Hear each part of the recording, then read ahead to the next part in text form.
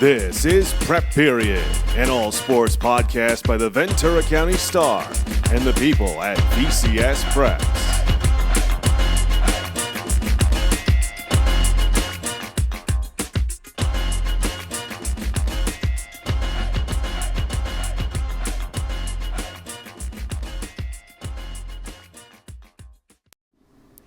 Hello and welcome to episode 38 of Prep Period, the Ventura County Star's all preps, all sports podcast. My name is Dominic Massimino. He is Joe Curley. We are sports reporters here at the Ventura County Star, coming to you live once again for episode 38. Going to be a very exciting one. As you saw in the graphic, we have some champions, CIF champions, state champions joining the show today to chat with us.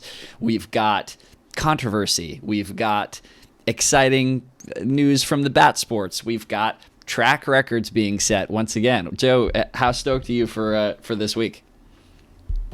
It's going to be a fun Saturday. Always awesome when you have teams playing for CIF championships. We have 3. Super excited to cover those. And we get to cover all 3. I think we talked about it no, definitely not last episode, but we've talked about it on the pod before about what our day was like last spring. Joe and I carpooled down to SoCal or deeper into SoCal, into Irvine, Fullerton, Orange County, for a marathon day last year. We're going to do the same thing this year, 3 teams again. So it's going to be very fun. Pray for us. And hopefully we'll get an extra jolt of energy on that day. As we have taken to doing these last couple of weeks, we're going to take you through real quick our top storylines for the week. Joe, you want to start us off? Like we just mentioned, Oxnard High softball and Grace School softball advanced to their first CIF-Southern Section championship games. The Yellow Jackets did it behind the arm of Destiny Herrera, who threw 3 shutouts in 4 playoff games. The Lancers did it with their bats, led by senior Grace McGuire, who was 8 for 13 with 2 home runs in 4 playoff games. We found out yesterday that Agora High advanced to its first CIF Southern Section baseball final in 20 years. Joe covered that game. Chargers stuck to the script. Great pitching, rangy defense, aggressive base running, and timely hitting. Senior Donovan Anthony and freshman Zach Partee? Is that how you pronounce that? Yeah. Combined to allow 1 run in 27 postseason innings. They're playing for a CIF title on Saturday. Rio Mesa baseball, unfortunately, was forced to forfeit its section semifinal berth after going over the allotted number of outs for their ace, Daniel Puebla. Coach Jacob Regalago took responsibility. The Spartans had walked off Saugus with an electrifying moment in the semifinals with a 2-out RBI double from first baseman Rob Rodriguez. And then on the track, we had CIF Southern Section Masters, and yet another Ventura County boys sprint record went down. Moore Park's Jalen Aguilar-Carnes set the county record in the boys 200-meter dash in 21.01 seconds, getting under the previous record held by Camarillo's Ahmed Obed of 21.07 seconds from 2007. Remember, we had all those sprint records set in the boys 100-meter dash earlier. He came back to help set a new county 4x100-meter record as well, running the second leg of that. They go 40.68 seconds. And that is our storylines for the week. Spring. Snappy. Spring. Great job, Donnie. I think we were under 2 minutes there. Nice. I think we were. That's going to be a social media clip. Check that out. You're going to have to fix my camera. Sorry. No, it's all good.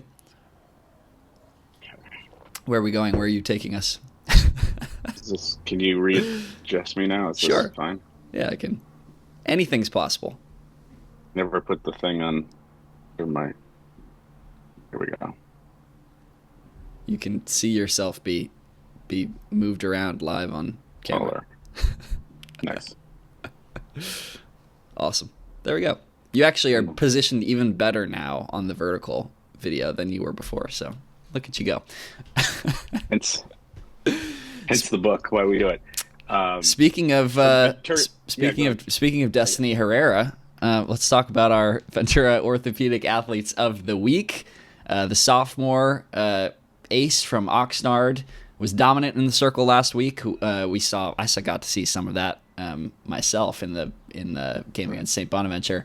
Helped lead the Yellow Jackets to the CIF-Southern Section D4 championship game on Wednesday. She didn't allow an earned run in 11 innings. I was at this game, striking out 9 while throwing 112 of her 147 pitches for strikes. My goodness. Driving in the go-ahead run in the top of the 11th to give Oxnard a 5-4 win over St. Bonaventure in a quarterfinal game. That one was electric, truly a Game of the Year candidate. She pitched a 4-hit shutout with 8 strikeouts and no walks to lead the Yellow Jackets to a tight 1-0 win over Monrovia on Saturday in the semifinals. She hasn't allowed an earned run in 30 postseason innings. What a stat. Oxnard will play Mission Viejo for the Division IV title this weekend in Irvine. We're going to be covering that live. And then Hayden Weber, junior at Ventura High, is the boys athlete of the week. The junior shot an even par 72 at the CIF-Southern Section individuals and SCGA qualifier last Thursday at River Ridge Golf Club in Oxnard. To advance to the state regional qualifier, Weber fired a 67 to finish 6th out of 130 players at the CIF-Southern Section Northern Regional Tournament May 11th at Los Robles Greens Golf Course. After earning all Channel League second team honors, he'll play at Los Serranos Golf Course in Chino Hills on Thursday. That's tomorrow, with a chance to advance to the state tournament. State tournament is next week at San Gabriel Country Club. Weber's scoring average this season is 72.6 for 18 holes. Slightly better than my scoring average, which is probably 72 for 9 holes. Peek behind the curtain. Joe, my dad loves to golf. He's retired, loves golfing, has tried to get me into it, and I have what has been diagnosed as an incurable slice. Doesn't matter. I've tried so many things. I've talked with so many people. Just no matter what happens, man. It's tough. Golf is not in my future. I got a buddy I grew up with. His nickname is Slice. I'm going to start calling him Incurable Slice. That's excellent.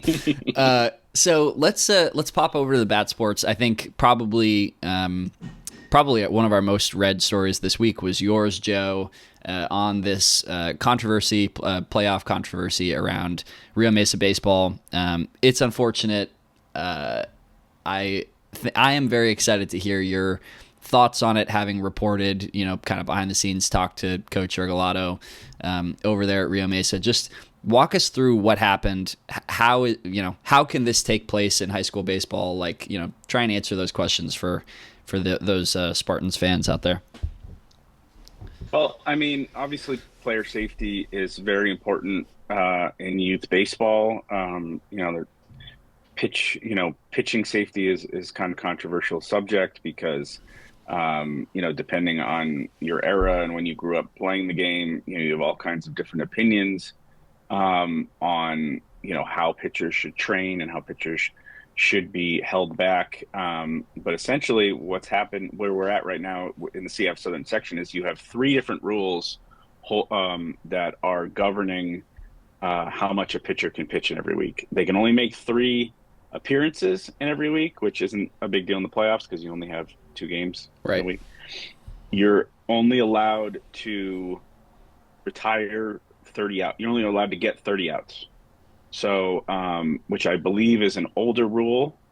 And then there's a new age kind of what we do now as somebody who played the game a long time ago and now coaches it. You manage pitchers' workloads based on pitch count. And so you have to record pitch counts. You have to, and then depending on how much they pitch on a certain day, determines when they're next eligible to pitch. So you have forced rest. And you also have a maximum amount of pitches they can make in a game. Like yesterday, I was covering the Agur game, and Zach Partee was at 107 in the 6th. So I knew he wasn't going to pitch the 7th because he only had 3 pitches left. So you can kind of and so that's part of the game where both coaches know the rules and they're managing against each other. You can run up a pitch count and try to get a kid out, that sort of stuff. But what appears that happened with Rio Mesa is that the Spartans, because of the way the game on Tuesday went, which was Puebla started, pitched 3 innings, which is 9 outs, and then Rob Rodriguez came in and pitched the last 4 innings, put them in, and then they get into the Friday game, the quarterfinal, and that game goes extra innings. If that game had not gone extra innings, then Puebla would have been fine with his complete game. Yep. But because it goes extra innings, and he had only given up 1 hit, and I can tell as a coach, when you have a pitcher who's getting outs, you don't want to change anything. You don't, they haven't given up a run. There's no reason. The only things can only get worse, right? You essentially want to keep him in the game until the other team solves him, which I understand why he was kept in the game. But, at some point they lost the thread of how many outs that he had because of the extra inning situation. They lost the thread of how many outs he had totaled. And so the moment he got the first out of the bottom of the 8th, then the game, was decided essentially, because it meant that they would have had to forfeit the game. And, I think it took me a long time there to describe the rules, right? Yeah. So things can kind of get confusing. Coaching staffs had a lot of different people. I'm sure, Coach Regalado, I thought, really handled it well. It's it's an awful situation especially for the seniors, for the team. This is a team that was hot as any team we've had in any sport this year. They'd won 15 of 16, transforming their season from, maybe not making the playoffs into 3rd place in the Channel League, and then a team that really had a chance to play for a CIF title. I kind of said flippantly after it happened that you could argue this was the only way they were going to, not win this year because they were so hot. So it's agony, I'm sure. But I thought Rio Mesa handled it super well. Once they discovered the violation, which, by the way, I didn't even catch, even though I was dealing with Santa Paula and their out numbers with Medina. I was counting outs with one team, and I really didn't think it was a big situation with the other one. It wasn't until they went to the 8th. And I think in that moment, if you don't think of it, that I could see how you could just in the moment let it just not dawn on you. But I have to applaud Rio Mesa for the way they handled the situation, self-reporting the violation. Coach Regalado's letter to the community, I thought, was really heartfelt, and a lot of times in these situations, people don't take the blame and they're not stand up. And I think we've known Jake for a long time. We know he's a stand-up guy, and I could say friend of the podcast. I know for a fact. That's right. I know for a fact that Rio Mesa wants him to remain as their head coach and wants him to be there for a long time. He's, former Rio Mesa star who has proven himself as a coach, and I'm sure he's never going to make this mistake again. I'm sure a lot of coaches in the area will not make this mistake simply because they'll have this story in the front of their mind. Exactly. Yeah. I mean, you hate for this to happen, but at the same time, think about the possible future agony for other programs that maybe will save, because in moments like that, in tense playoff games where you're thinking about anything but, the out limit, coaches will now be like, wait 1 second, we got to check this out. I was covering that game live, covered the incredible walk-off, hit from first baseman Rob Rodriguez. So much elation, after that game, and it's just so tough to, have that go away after the fact. But, so much credit to all of them. So much credit to Puebla, who just had an incredible, few games pitching, an incredible season pitching. We feel for those guys and feel for Coach too, because like you said, just a horrible situation, and he took responsibility for it. Clearly feels really bad. I will say this, Coach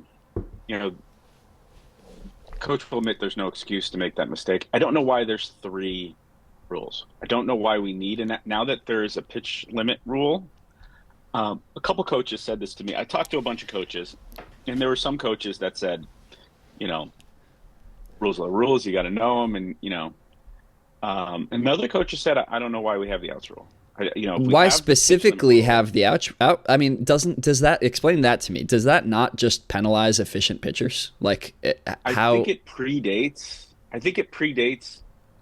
I think what happened is I don't know this to be a fact, but I think it predates the pitch count rule because, pre-game changer, pre-video, who's to say how many pitches a kid threw in a game? You had, and so I think now that you have game changer and you have, a lot more video available, there's a lot more ways to double check how many pitches a kid throws in a specific game.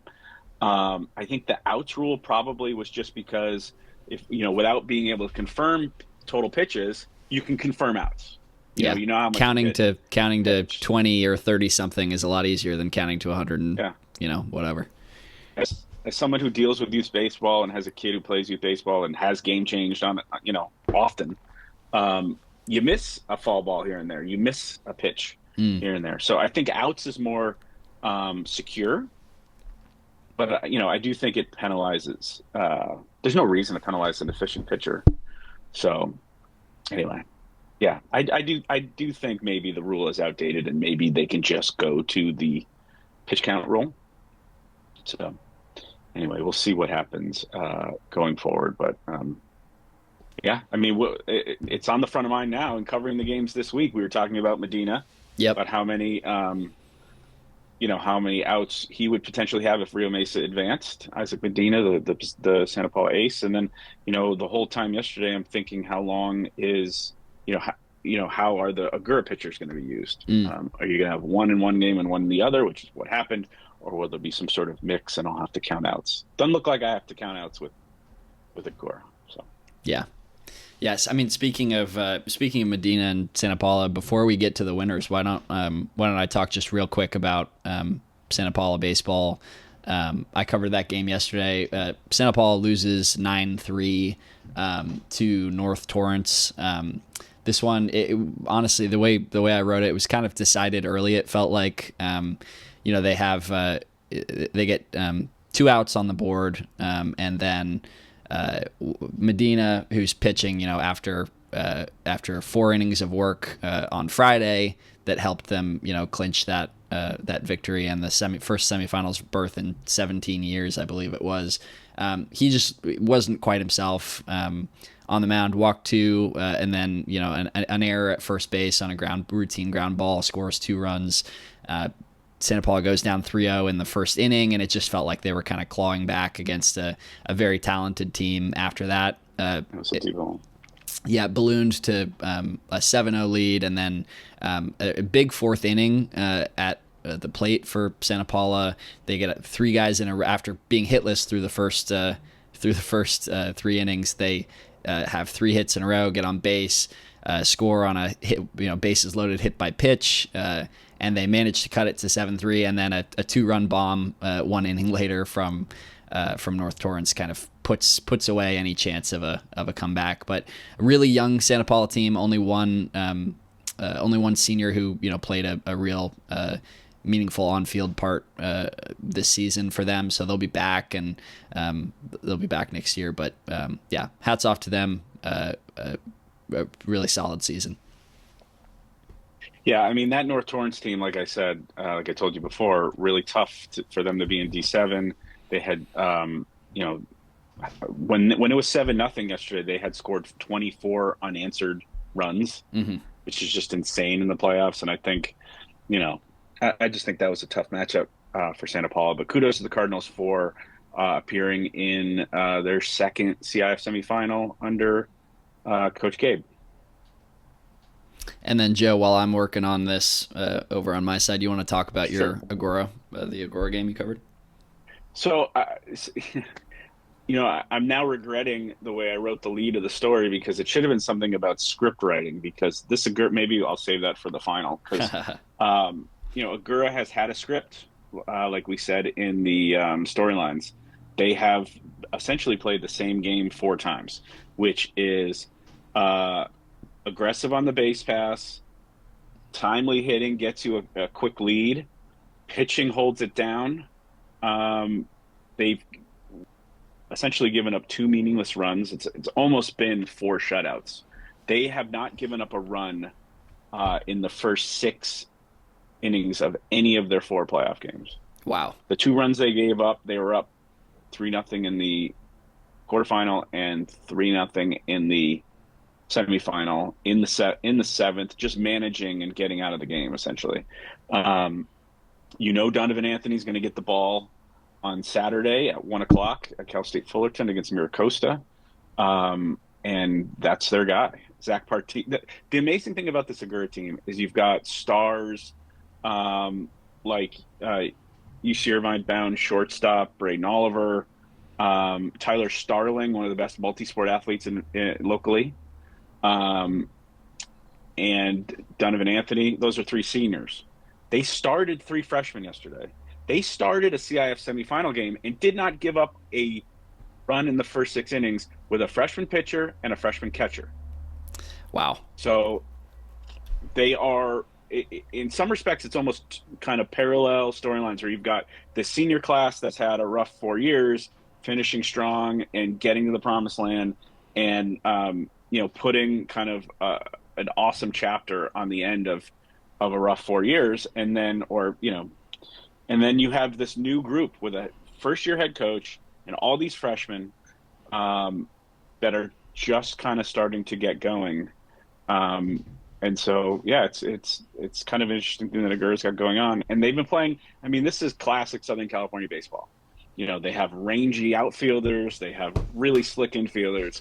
They have a catcher who's literally called Dirt. I mean, how can you not love this baseball team? So, they play Miracosta on Saturday. Last time Agura was in CIF final, they lost the Division I championship game to Lakewood in 2006. So 20 years later, they're back in a CIF final, and they've earned it. I mean, they've played. And what does that say about the Marmani League? That the 5th place team in the Marmani League, it goes back to what we talk about football and basketball and soccer and every sport. The 4th or 5th place team in the Marmani League is all in this playoff system by CIF is always going to be super dangerous in the playoffs. If you could sneak in, look at TO. If TO is in D2, they might still be playing too. Yep. So. Yeah, well put. It's something we talk about in damn near every sport too. I mean, right? It's if you can be that last team in an at-large bid out of the Marmani League, like, you're usually going to do some damage in one of those lower divisions.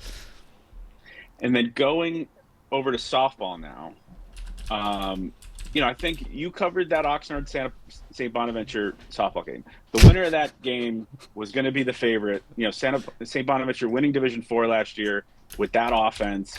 That was potentially a CIF championship game. Oxnard they have their own formula. They've got Herrera on the mound, 3 shutouts in 4 playoff games. They made 7 errors against St. Bonaventure, which is why she gave up 4 runs against St. Bonaventure. Without the errors, who knows, against that awesome, she held down that awesome St. Bonaventure batting lineup. And then,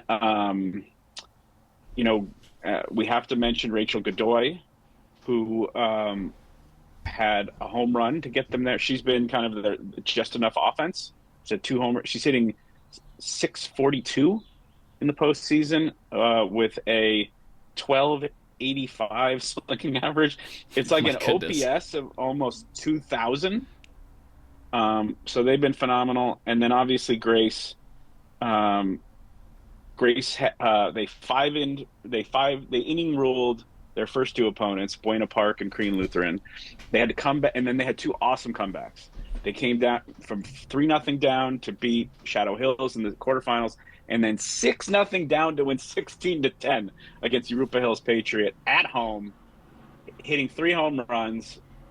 And Grace McGuire gets on base 5 times, goes 4 for 4. So phenomenal softball team. We'll see if they can get the job done on Saturday. Grace from Grace. That's seems like it's just meant to be. We are, and speaking of which, it looks like it's still admitting our first guest of the show. Here we go. Grace, can you hear us? There she is. Yeah. That's perfect, and literally perfect timing. Joe was just talking about you. Oh. So, of course. Why would I not be? So, first off, welcome to the show. Thanks for joining us. Our first question for you is a simple one. How often do people ask you whether you picked your high school by your first name?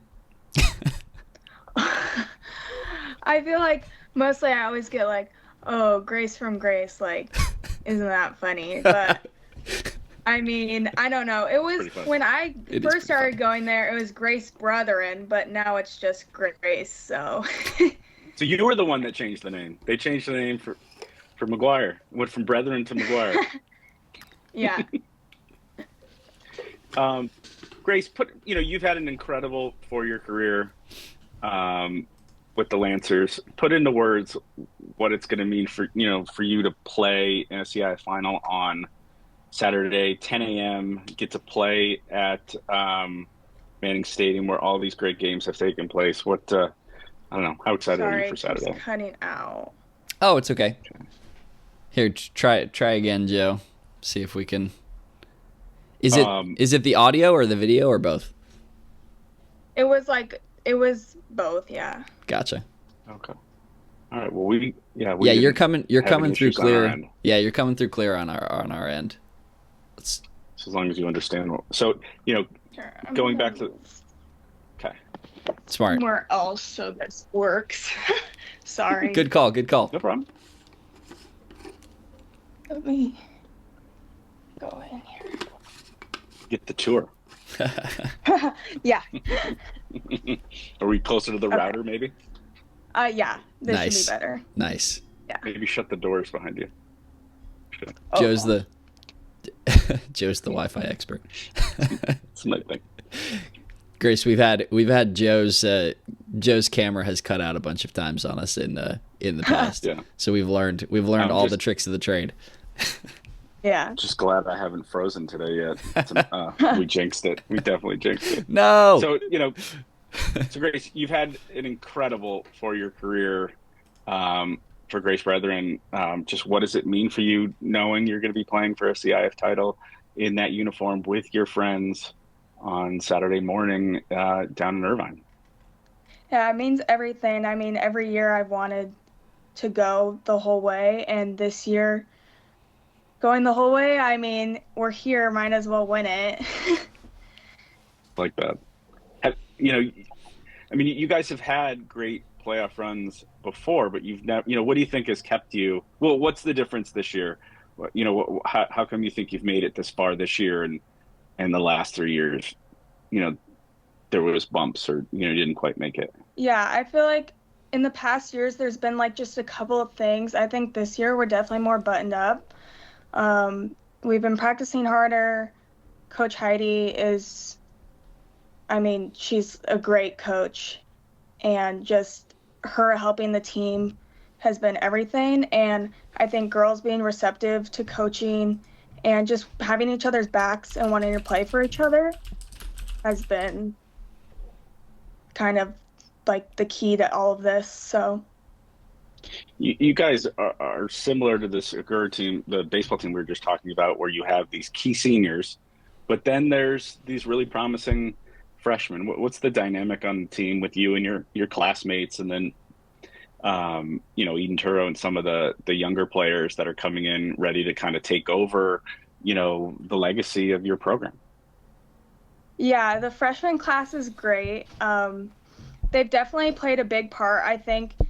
I don't know if they knew what they were getting themselves into, but I feel like they're definitely really happy with where they are, and I'm very proud of them. And I've been trying my best to mentor them, and they're very receptive and just great teammates to have. Grace, you had I was just looking through your stats, your season stats here, and something absolutely crazy popped out to me. You had a series of 5 games from March 13th through March 17th. So 5 games in 4 days, it looks like, where you homered in every single one of those games. 5 games in a row. Yeah. 2 losses, 3 wins, and you had a homer in every game. Just talk about your approach a little bit at the plate and kind of how you have managed to string together so many homers in a row, but just your approach this whole season. Yeah, I mean, my approach really never changes. I like to keep everything simple. You keep it simple, you can't really go wrong. Get my foot down, keep my hands through the ball, swing at good pitches. Um, I just like to keep the mentality that people have to beat me, and I'm not gonna beat myself. Hmm. I feel like when I struggle, I'm beating myself, and just yeah, not trying to do too much. I'm really always just trying to hit line drives up the middle. And home runs happen from that, so yeah. Definitely. When you got power, you run into home runs, Dom. Yep. Yeah. I wouldn't know anything about that, man. That's I wouldn't right. know anything about that. So, you're committed to Nevada, and what went into that commitment? What you're excited. What tell us about your how that developed and your thoughts about moving on and playing at the Division I level. And I think we have some local stars on that Nevada team too. Let me look at the roster here. Yeah, basically, Coach Victoria Hayward reached out to me. I went on a visit and realized, wow, I really love this place. I think Coach Hayward is amazing. I'm so excited to play under her and Coach Aaliyah and everyone else. And it was just really a community that I was like, wow, like I want to be a part of this. Like, I want to get it done. I want to do the job. And I mean, it's always been my dream to play at the Division I level and to be able to kind of join like a rising up team. Like, I'm really excited to put in the work and just be there for my team. And yeah. Did you ever get to hit against Ainsley Berlingeri, the former Camarillo ace that is one No, of the I pitchers did there? not. Yeah, but she's Okay. from Camarillo, yeah. Yeah. That's awesome. Did she have any part in your recruiting? Did you go up there and see her when you visited, or? Yeah, I met all the girls, yeah. And then what about your position at the next level? You're playing shortstop now in high school, but are you more of a third baseman, or what's your No, position? I'm actually recruited for playing outfield, and I Oh, so only play slugger. outfield. Yeah. So what's it like playing shortstop in high school when you're really an outfielder then? I mean, to me, it's like I need to be the piece that my team needs, and that's where they need me. So, just being a complete athlete and not being prideful and just learning how to get the job done. And yeah, I mean, it's fun and I like it. I just like softball. So playing anywhere, I love it. Always trying to hit line drives up the middle, plays whatever position her team needs. Your coach has got to love you. That's She's awesome. like a 500 hitter lifetime with like 25 moments. We have to talk about Saturday. Have that. I mean, I'm sure you've played some ridiculously crazy softball games in your life, but where does, down 6 to start the game, score the last 6 runs of the game, 16-10, at home with a crazy crowd, and going 4 for 4 with and being on base all day, where does that rank with some of the crazy games that you've ever played? I mean, looking back at that, I'm definitely happy for myself. I knew that's kind of what I needed to do. And I mean, I was just trying to not make the moment bigger than it was and just keep with the same stuff. And yeah, it didn't really seem like different. I mean, it was a big game, but just keeping the game the same. Yeah, I mean, what was the dugout like when you were down 6-0 in the third inning there? It was kind of really the same. We've been in that situation a lot of times before, and I just tell my teammates, well, look at what inning it is. We have 6 more innings to play. We have 5 more innings to play. That's a lot of game. And I mean, yeah, you can't let that game go to waste. You can't let them just have the rest of the game just because they got up. And then what was it like being on that field in that 6th inning where, you guys have battled back to tie it 8. 3 of your teammates have homered. Yeah. You battled back to tie it at 8-8 and then 10-10. And then the dam breaks in that bottom of the 6th. Yeah, I mean, that was amazing. It was definitely what we needed. We just needed to keep hitting with them, and then to out-hit them was obviously the goal. So, yeah, I was really proud of my teammates. Dom, it's Burns double, freshman Salazar homer. Yeah. Fiola single, Zaley single, and there's a fly out. Then actually, you got intentionally walked. Yes. You got the Barry Bonds treatment there. Yeah. And then Tuso single, then senior Salazar homer to put him up to end the game at 16-10. Essentially, Wow. Both Salazar sisters homered in the same inning. Yeah, that was really Super cool. Wow. Yeah. What a way to go. Grace, thank you so much for joining us. I think I speak for both Joe and myself when I say we are very excited for Saturday. Thank you. And yeah, go get him. Thank you. Thank you for having me. See you Saturday morning. Looking forward to it. Got to see See some you. hits. Yep. Thanks, Grace. Thank you. Good luck. That was great. Awesome. Grace McGuire from Grace. Grace joining from Grace. the show. I put the brakes on. I almost said bye, Grace from Grace. But the voice that Grace did when she was impersonating people who do the Grace from Grace bit, I was like, damn, that's what we sounded like. That's what we did. That's literally what I did to her. I was interviewing her after the game the other day. She was doing her best Joe Curley impression. She's great. Yeah. No, she was a good sport. That's awesome. Let me see if I can. I have texted our link out to all of our guests. I have not heard back, so I think we just keep on going, keep on chatting. And do you want to talk a little bit about state track? I'd love to. I would absolutely love to. I'll do a little CIF Masters track recap. So the great Derry Eads, the Deuce, wrote our story so that I could have a day off. Thanks, Derry. Let's start with in honor of the Deuce, let's start with the Deuce's stat of the week that kind of relates to this.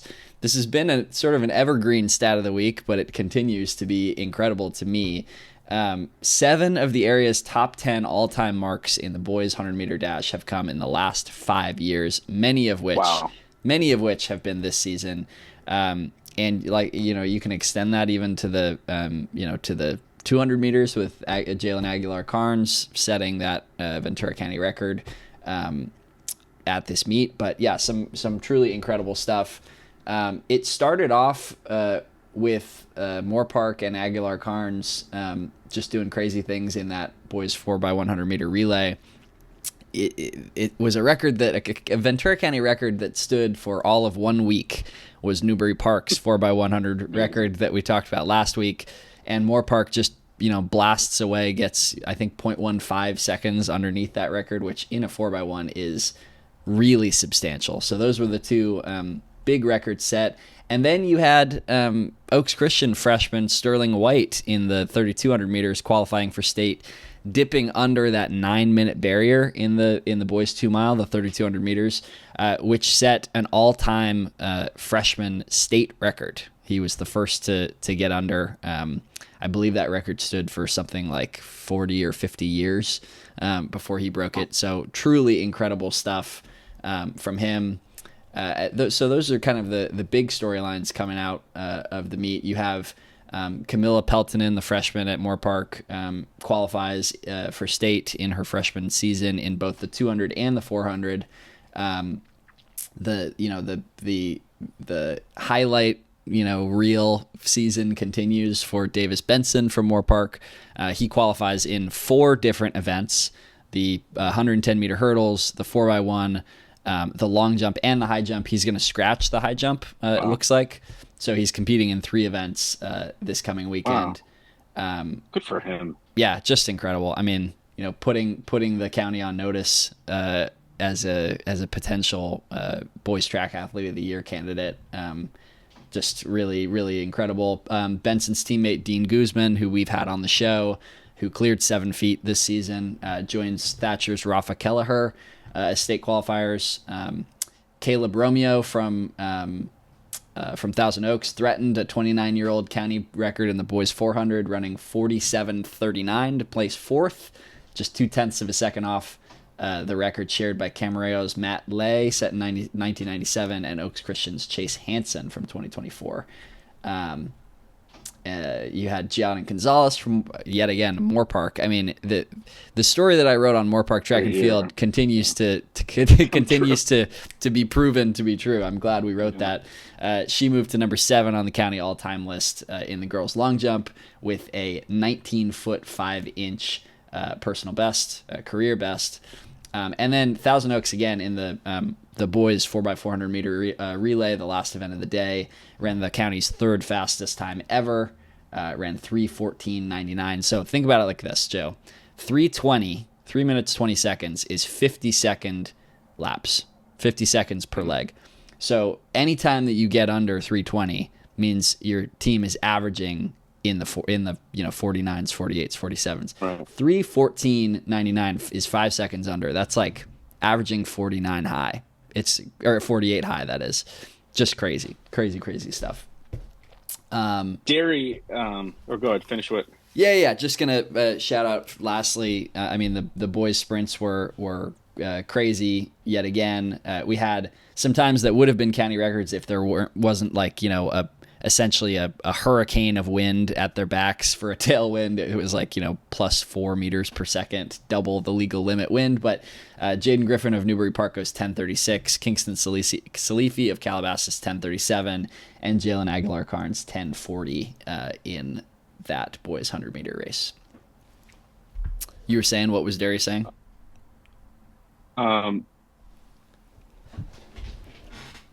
Just trying to get our next... Oh, I got you. But Derry had a couple mentions. He mentioned Tyler Starling's track season ends. Yep. The 4x4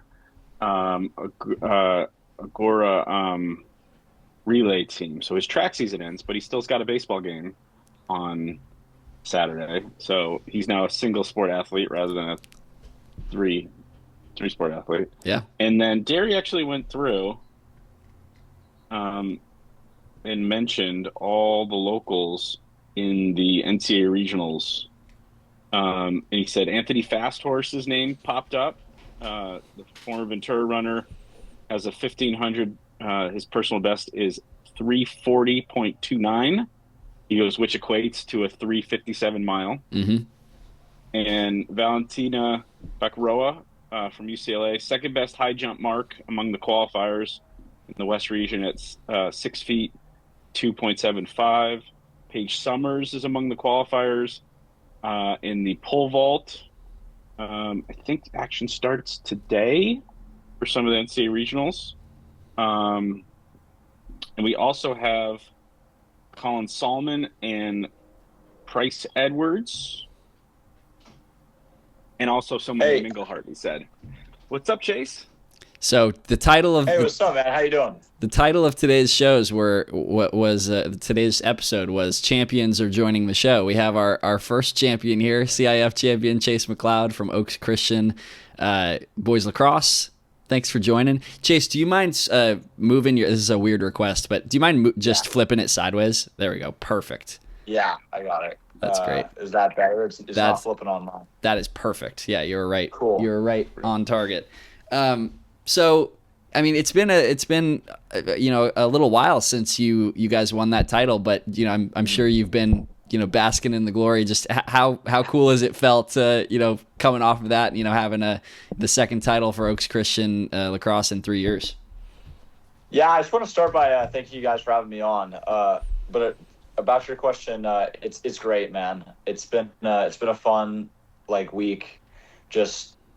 Every day, every time I see one of the fellows at school, it's great emotions. It's all smiles, and for me to go out that way as a senior, nothing better than that.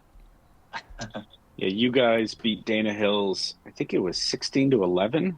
Is that the final? And you had a hand in 10 of those goals. Just your mindset. As being kind of the centerpiece of the offense. with and having that partnership with Greg DeGroot.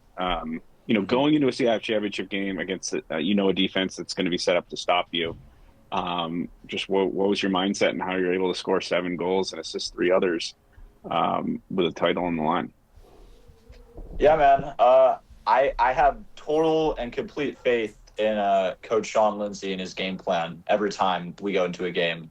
So we always are able to adjust on the fly if we need to.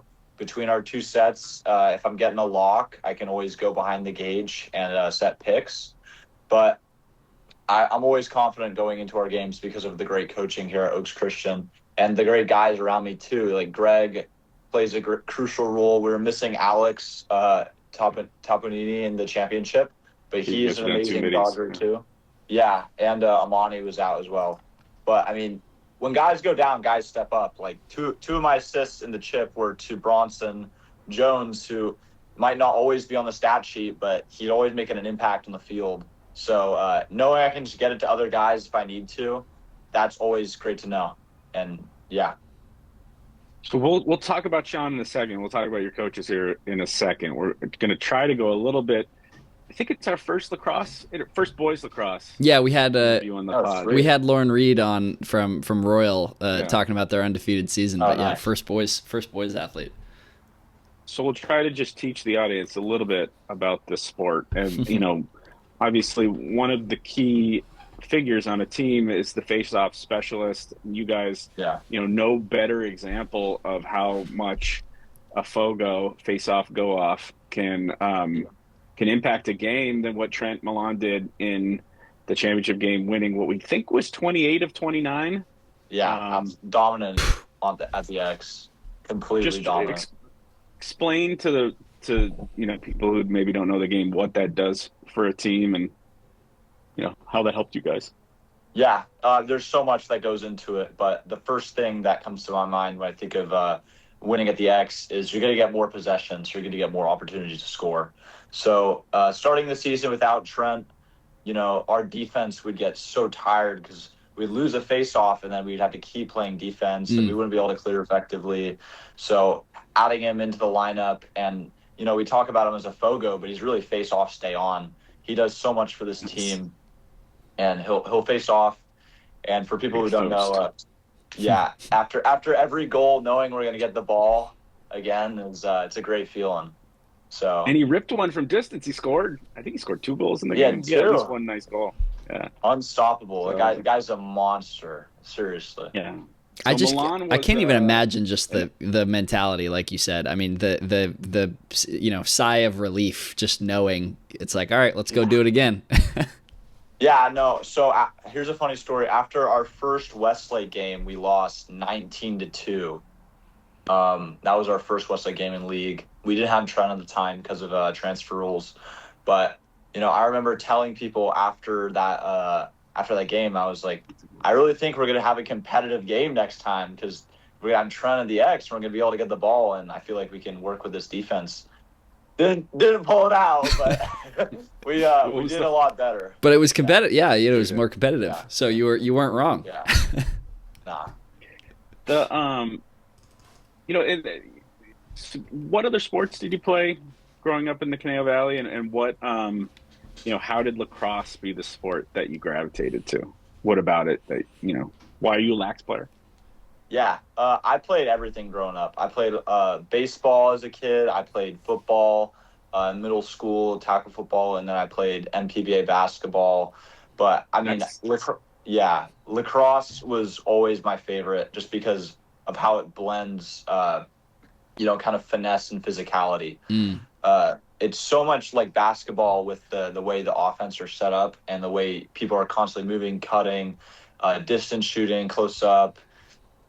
And it's so much like football in the fact that, you're hunting people out there and you can get put on the ground pretty easy if you're running around with your head cut off. So I always loved that it blends my 2 favorite things about sports and the competitive nature of lacrosse in this area. It's getting better every year. So that's why I always loved it.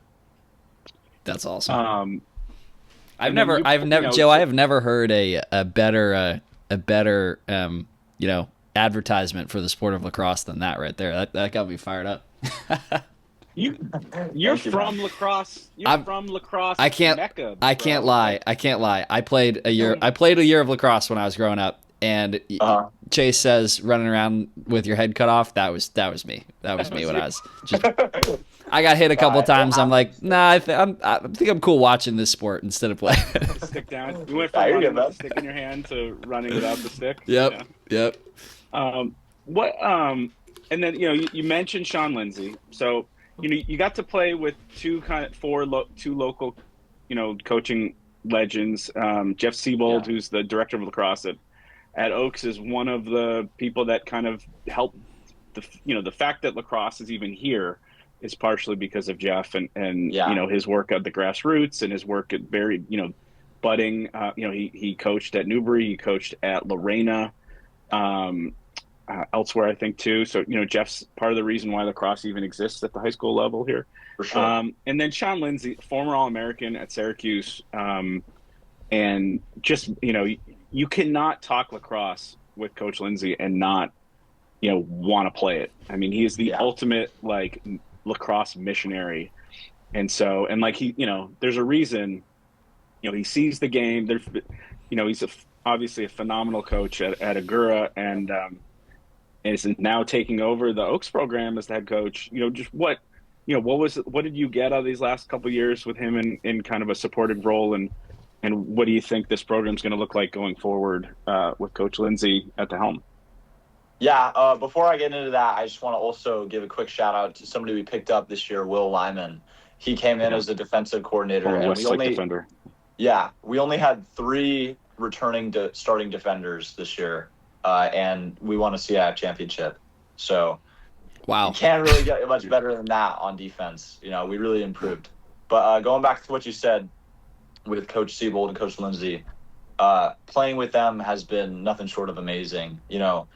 Jeff, I've known my entire life. My same with Sean, but Jeff from earlier age because he coached my brother at Oaks.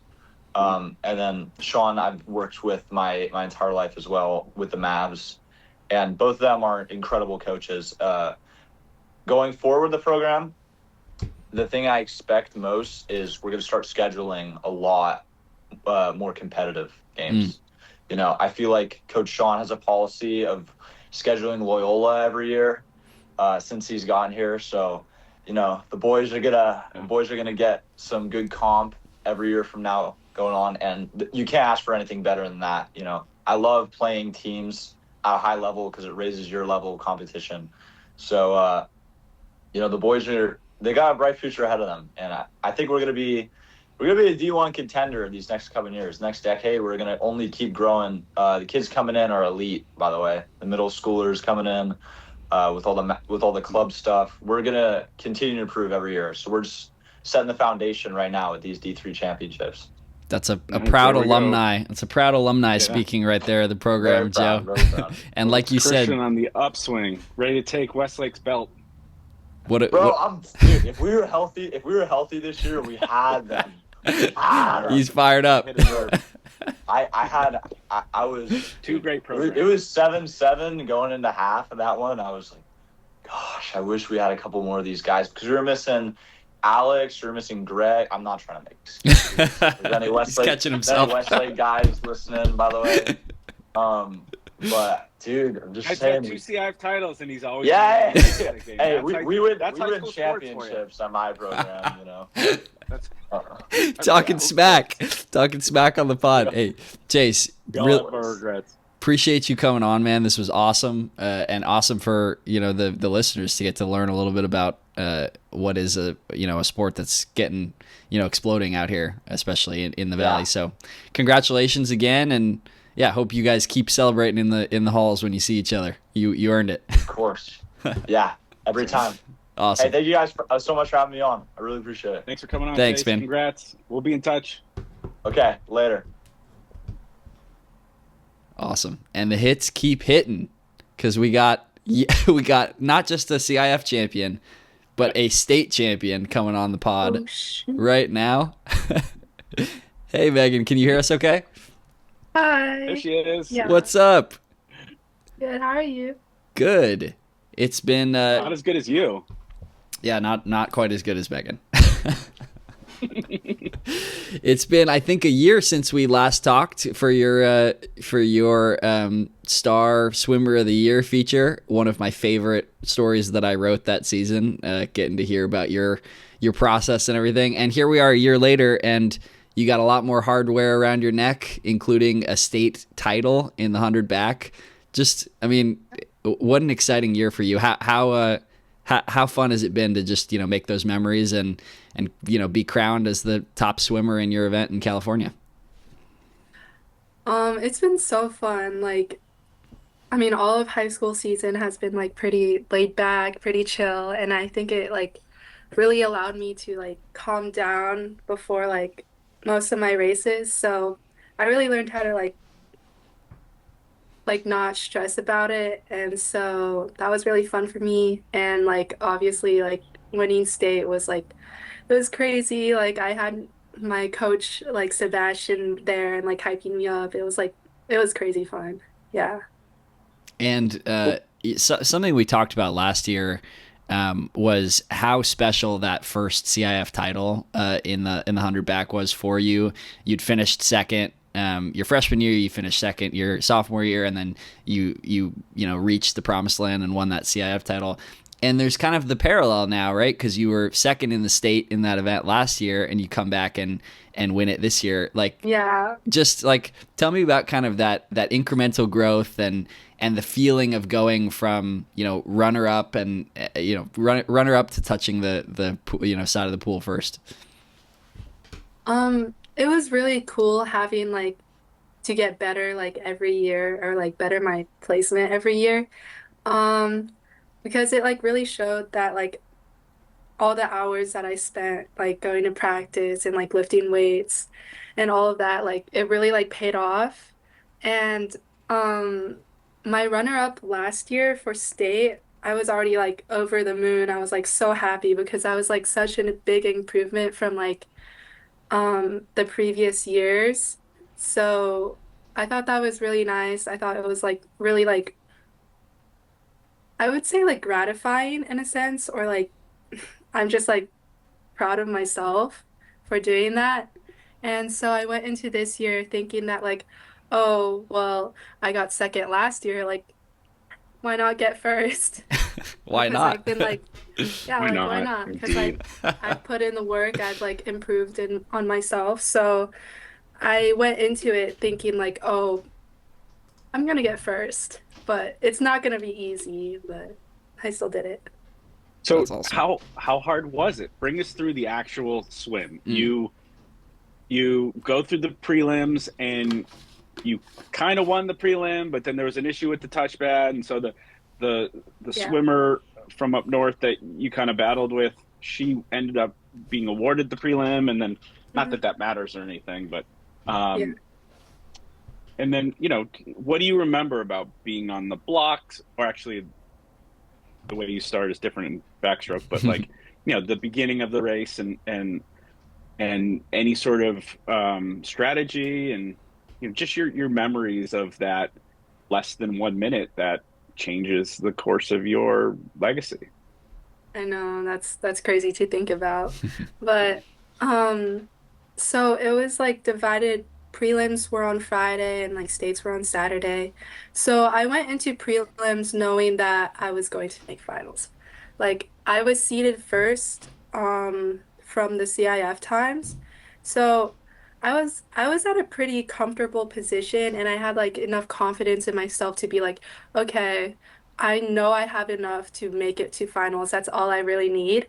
Because at the end of the day, like the person who wins finals wins the event. So Um, I didn't really like it didn't really bother me that I didn't have the best race ever during prelims and finished first during prelims.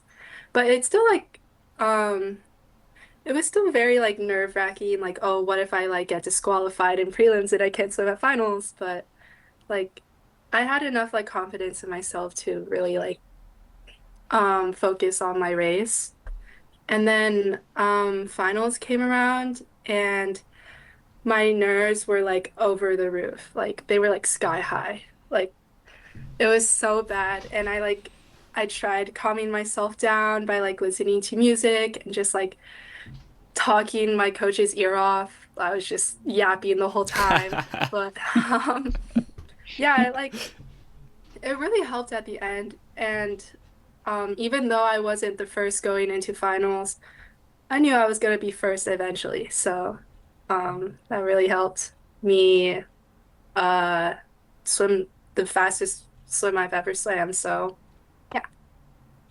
And you had, I think it was like a second and a half on the whole field, except for Linares, Daniela Yeah. Linares Danzos of San Ramon Valley, who's the other kind of her foil in that race.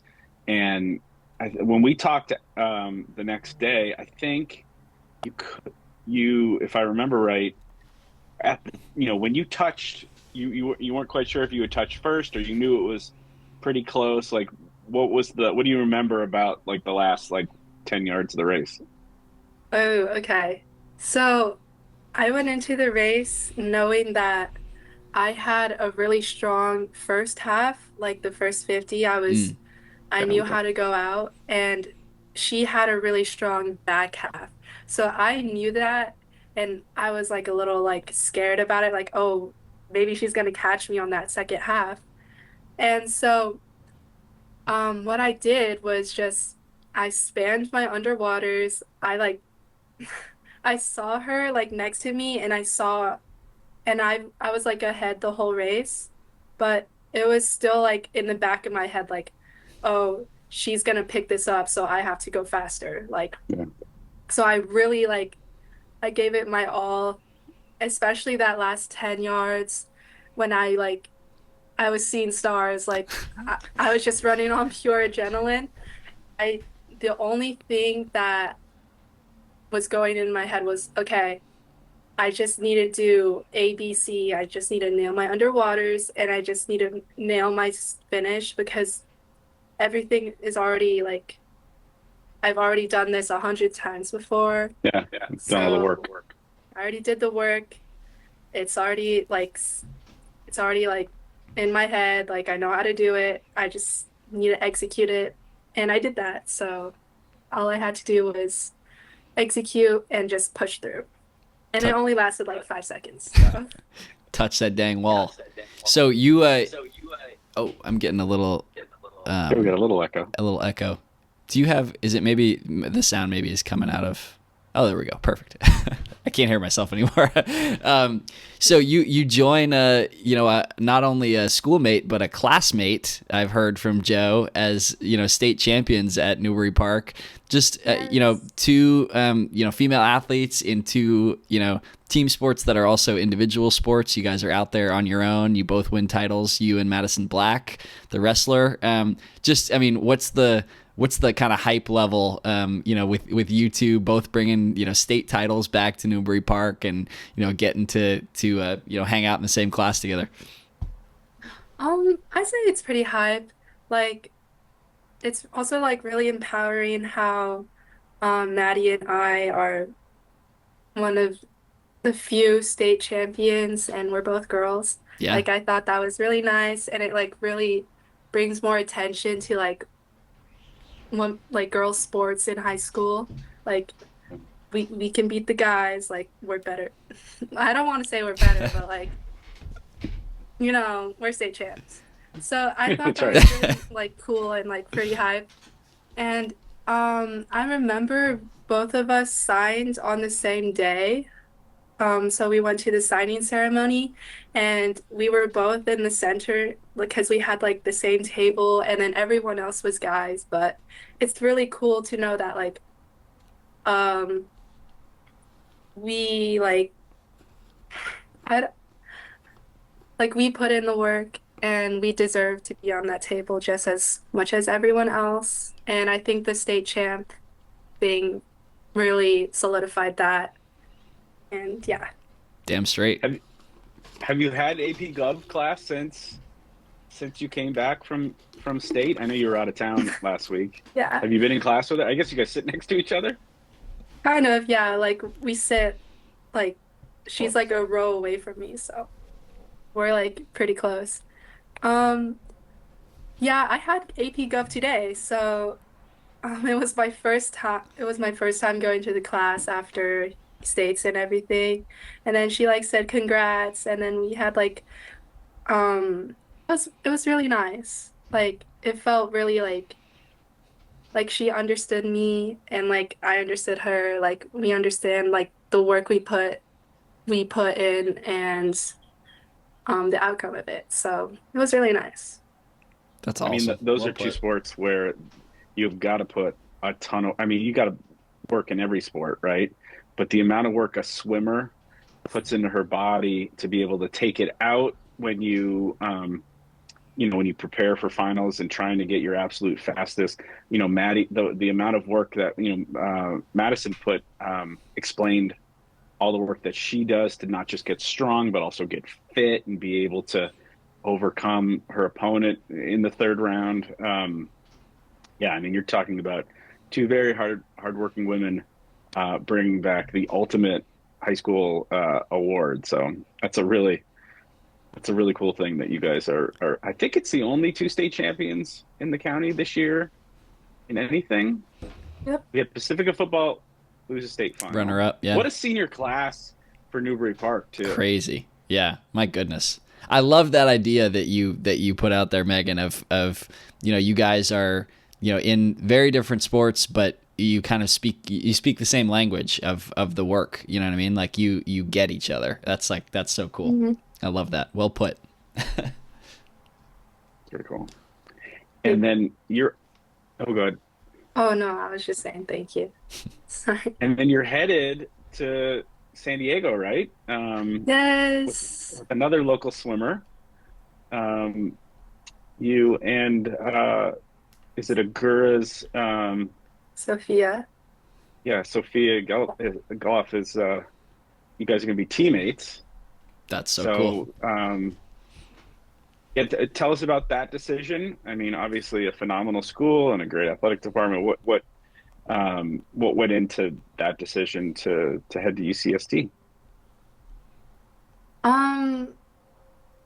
I think I've always liked the campus UCSD had, and like I really am like academics driven. So for my major, like biology, UCSD had a really good program. So that really influenced my decision.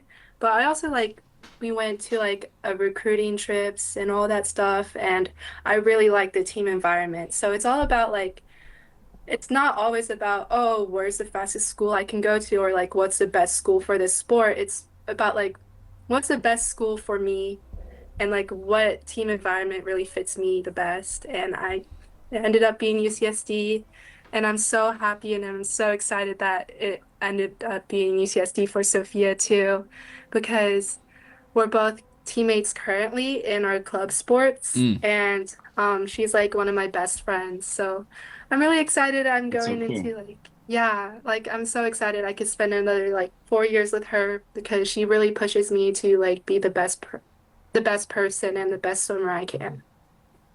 So yeah, What a cool story. I'm so excited. Yeah. Teammates, rivals, teammates, and teammates again. I love it. Yeah. Great. Well, thank you so much for joining us, Megan. This was so Thank you. cool and so great to talk to you about, what so few people get to do, win a state championship here in California. So congratulations once again. Thank you so much. Thank you so much for having me. We'll be in touch. Oh, of course. More work to do. Thanks, Megan. Thank you. What a great show, man. So many awesome guests today. That was Megan Wang. Joe, you got anything else you want to plug? We are 71 minutes into this podcast. Ooh, my bad. No, you're good. We are. We have a very busy Saturday, so make sure you go to vcstar.com and follow along live as Dom and I cover at 10 a.m. Grace Brethren's Division 5 softball championship game. Mm-hmm. At 1 o'clock, Agura's Division III baseball championship game. That is impressive. You have the And 4 divisions off the o'clock. dome. That's awesome. I skipped one of the opponents because I've already flubbed that. And then Oxnard playing in the Division 4? I'm now see you jinx me 4. 4. I got softball you. That's the one I knew. You did on 4 o'clock, Division 4 at 4 o'clock. And also we'll have all the updates from CIF-State track on that live. So follow us live. We'll have all kinds of coverage, video. Go to vcstart.com right now for video from all 3 Bat Sport CF champions. We're going to have some Grace McGuire highlights and some home runs and all kinds of Rachel Godoy's home run as well should be on there soon. And I'll do a video cut of all the video I took yesterday at the Agura baseball game. So a lot of video for me to break down and post later today and tomorrow. So vcstar.com, VCS Preps on all your socials. And we will see you on a very busy Saturday. Subscribe to the show on YouTube if you're watching live. It really, really helps us. We're racking up the subscribers and would love for you to join that list. And yeah, keep an eye out. I'm going to do a short preview with some of the top storylines at this state track meet sometime this week. So keep an eye out on the site for that. Awesome. There we go. Thanks, Joe. Appreciate you, man. Ron. Thanks for joining us, guys. Till next time.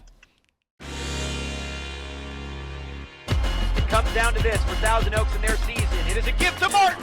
Martin gets the first down and more. It's a nice little screen to the left-hand side.